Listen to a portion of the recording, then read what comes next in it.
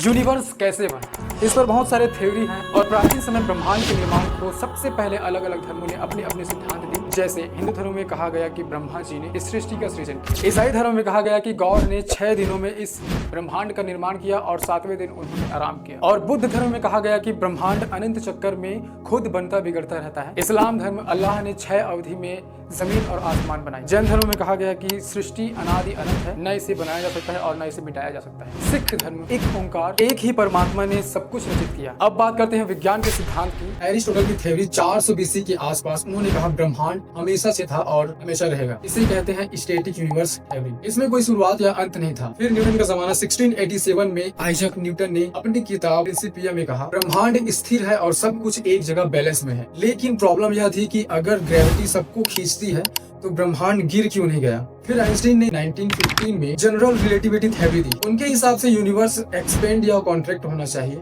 लेकिन उस वक्त के ज्ञान के हिसाब से उन्होंने एक कॉस्मोलॉजिकल कांस्टेंट जोड़ दिया जिससे यूनिवर्स स्टैटिक दिखे। बाद में उन्होंने इसे अपनी सबसे बड़ी गलती मानी, क्योंकि हबल ने 1929 में इसे खारिज किया। एडविन हबल ने टेलीस्कोप से देखा गैलेक्सीज जो है एक दूसरे से दूर जा रही है, मतलब यूनिवर्स एक्सपेंड हो रहा है और यहाँ स्टैटिक यूनिवर्स वाला थ्योरी खत्म हो गया। फिर आता है बिग बैंग थ्योरी 1948 के आसपास। जॉर्ज गेमो और उनकी टीम ने कहा आज से 13.8 बिलियन साल पहले एक बिंदु में पूरा ब्रह्मांड था, उसमें एक बड़ा एक्सप्लोजन हुआ जिसे आज हम बिग बैंग कहते हैं। इसी से समय, स्थान, ऊर्जा और पदार्थ सब कुछ बना। और आज के साइंटिस्ट मानते हैं कि बिग बैंग थ्योरी ही सबसे सही है। कॉस्मिक माइक्रोवेव बैकग्राउंड रेडिएशन ने इस थ्योरी को प्रूफ किया। आज के टेलीस्कोप्स और जेम्स वेब स्पेस टेलीस्कोप्स भी इसी को कंफर्म करते हैं। दोस्तों, ब्रह्मांड की यह कहानी हमें बताती है कि नॉलेज कभी रुकती नहीं है, नए प्रमाण आते हैं और पुरानी सोच बदलती है और इस सफर में सीखना ही सबसे बड़ी ताकत है।